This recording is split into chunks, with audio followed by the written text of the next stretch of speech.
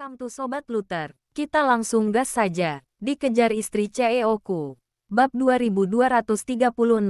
Biar ku perjelas dulu. Pertama, aku nggak butuh pengakuan atau imbalan darimu.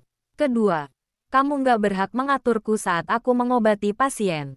Kalau kamu nggak puas, kamu boleh coba sendiri. Aku ingin lihat, sehebat apa murid organisasi mondial. Nada bicara Luther terdengar datar.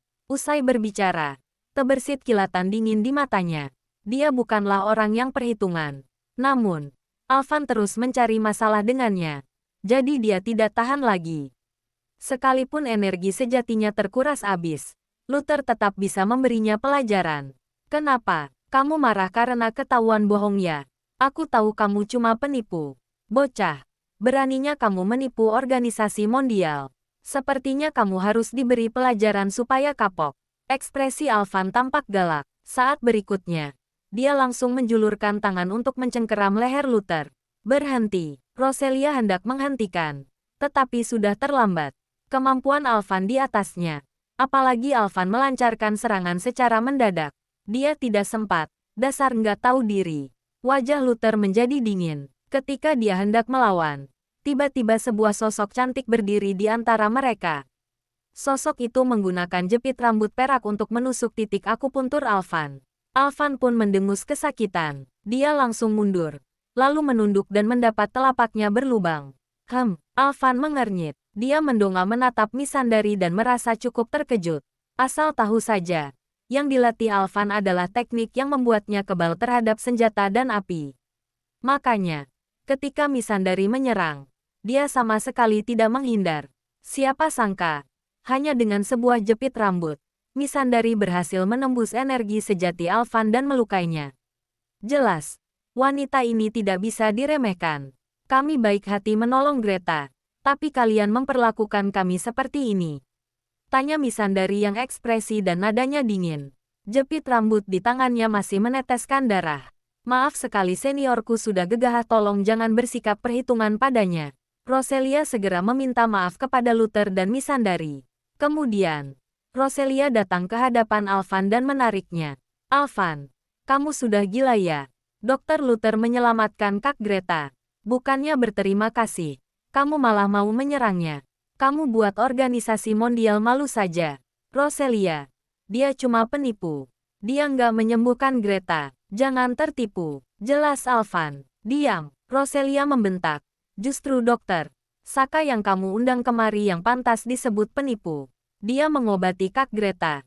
Tapi Kak Greta hampir mati dibuatnya. Kalau dokter Luther nggak tiba tepat waktu, kakakku mungkin sudah mati. Begitu ucapan ini dilontarkan, Saka yang berada di samping pun termangu. Dia merasa canggung sekaligus malu. Kamu nggak boleh cuma menilai dari permukaan. Greta masih belum siuman. Dia belum sembuh. Gimana kalau ini cuma fenomena sebelum meninggal? Kita harus berhati-hati. Alvan tampak serius. Omong kosong apa yang kamu katakan. Aku memang nggak ngerti ilmu medis. Tapi aku nggak buta. Hardik Roselia. Setelah memuntahkan darah beracun, Rona, wajah dan tanda vital kakaknya langsung normal. Semua terlihat tenang. Ini adalah kesenjangan besar jika dibandingkan saat Saka yang mengobati kakaknya. Selain itu, siapapun bisa melihat dengan jelas bahwa Luther menghabiskan banyak energi sejati tadi. Hal semacam ini tidak bisa dipalsukan. Nggak ada gunanya bahas ini. Pokoknya aku baru bakal percaya kalau dia bisa membuat Greta siuman. Jelas Alvan dengan kesal. Kamu ini memang nggak masuk akal. Roselia tampak geram. Sebenarnya aku sependapat dengan Tuan Alvan. Ini bukan masalah sepele. Kalau Dokter Luther ini memang punya kemampuan, seharusnya bisa membuat pasien siuman, kan? Saka tiba-tiba ikut bersuara. Dasar dokter idiot, siapa suruh kamu bicara di sini? Roselia langsung memelototi Saka. Roselia, jangan kurang ajar. Dokter Saka adalah jenius di dunia medis. Kali ini memang ada sedikit kesalahan, tapi bisa dipastikan dia berwawasan luas. Selain itu, dia juga memikirkan keselamatan kakakmu. Kita nggak boleh mengambil risiko apapun, ujar Alvan dengan sok bijaksana. Roselia mengernyit dan tampak ragu. Alvan memang keterlaluan. Tetapi sebenarnya dia juga mencemaskan Greta. Sebelum Greta siuman, perselisihan pasti akan terus terjadi. Dr. Luther, maaf kalau aku lancang. Tapi, aku ingin tahu kapan Kak Greta bisa siuman. Tanya Roselia yang menoleh. Sekarang kakakmu sangat lemah. Wajar, kalau dia tidur 3-5 hari. Mengenai kapan dia siuman, itu tergantung kondisi tubuhnya. Timpal Luther dengan nada datar. 3-5 hari, lama sekali. Roselia mengernyit. Kamu dengar itu, kan? Dia cuma mengulur waktu. Setelah 3 bakal kabur. Alvan memanas-manasi suasana. Aku bisa saja membuat kakakmu siuman sekarang. Tapi, pemulihannya akan menjadi lebih lambat. Mungkin juga akan tertinggal gejala sisa. Keputusan ada di tanganmu. Jelas Luther. Kondisi Greta sedang lemah. Jika memaksanya bangun, kerugian yang diderita akan besar. Namun, Luther juga tidak bisa menghalangi jika Roselia memaksa. Pokoknya, dia telah berusaha sebisanya. Bab 2237. Ucapan Luther membuat Roselia dilema. Meskipun percaya pada kemampuan medis Luther, dia tetap mencemaskan kesehatan kakaknya. Bagaimana kalau kakaknya tidak bisa siuman? Roselia, aku yang mengundang Dr. Luther kemari. Aku bisa jadi penjaminnya. Kakakmu butuh istirahat. Kalau dipaksa bangun, tubuhnya bisa rusak. Nasihat Misandari dengan sungguh-sungguh. Kalian berkomplot. Makanya bisa bicara begitu. Roselia, jangan percaya omongan mereka. Selama kakakmu belum siuman, berarti kondisinya belum aman.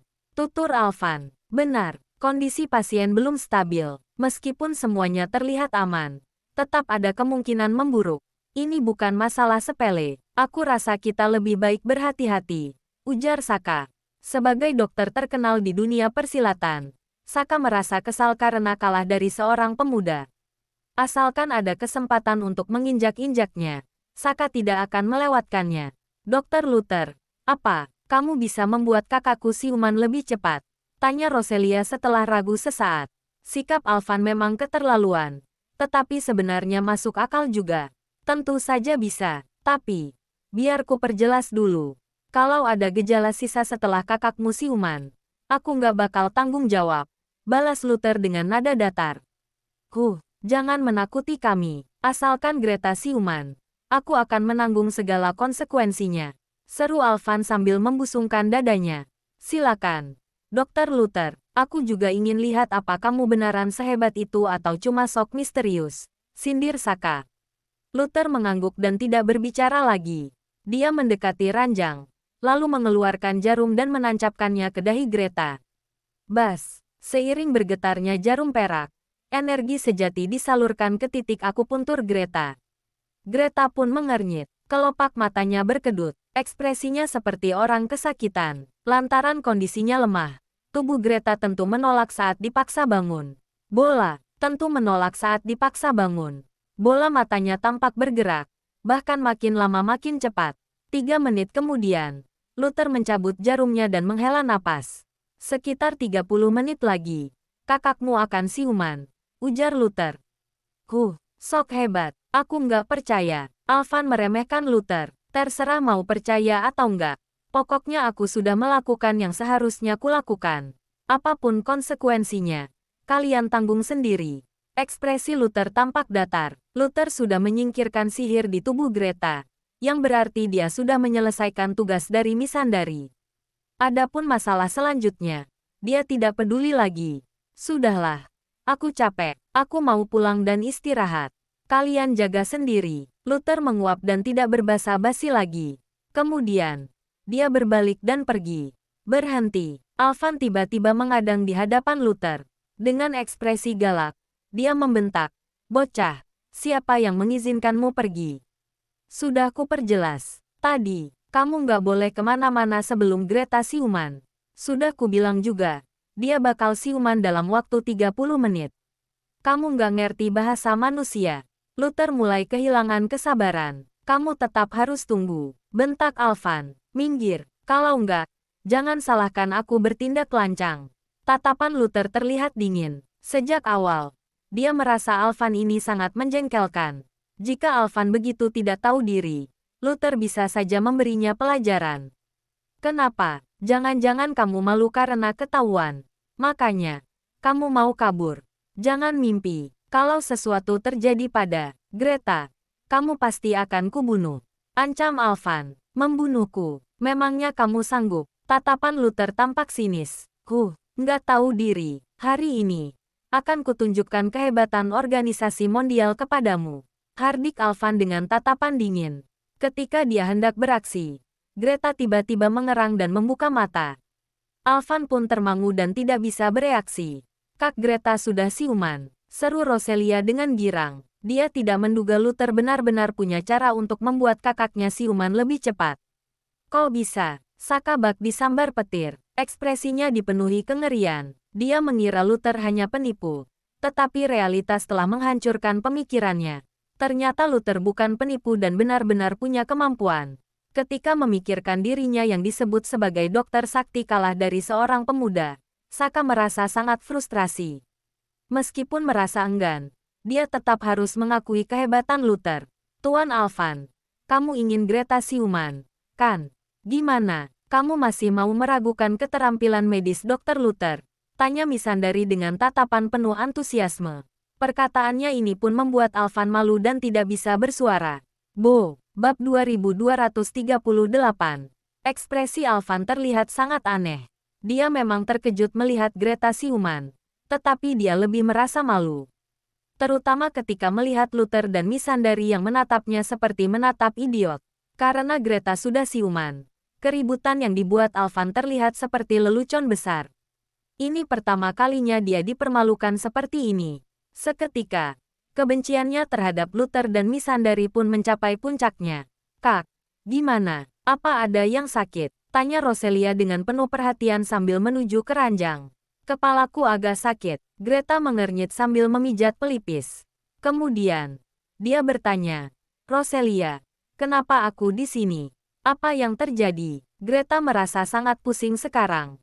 Pikirannya hampa. Dia benar-benar bingung dengan keadaan sekarang. Kak, kamu terkena sihir. Kondisimu sangat parah. Untungnya, ada Dr. Luther yang menolongmu. Kalau enggak, kamu mungkin sudah mati. Roselia tidak menyembunyikan apapun dan menceritakan semuanya secara singkat. Setelah mendengarnya, Greta menatap Missandei. Dengan ekspresi terkejut, dia bertanya, Sasha, kenapa kamu ada di sini? Kudengar kamu sakit, makanya aku undang dokter kemari. Untung kami datang tepat waktu. Kalau enggak, entah apa yang akan terjadi. Missandei tersenyum. Terima kasih. Greta tersenyum. Lalu menatap Luther dan bertanya, kamu Dr. Luther, kan? Terima kasih sudah menolongku. Kelak aku pasti akan membantumu. Sama-sama, aku membantu juga karena Sasha. Balas Luther. Oh, sepertinya hubungan kalian punya hubungan istimewa ya. Greta mengedipkan mata kepada Missandei. Kamu sudah sakit begini, tapi masih bisa bercanda. Cepat istirahat, tegur Missandei dengan kesal. Aku sudah baring berhari-hari. Kalau terus baring, tulangku bisa remuk.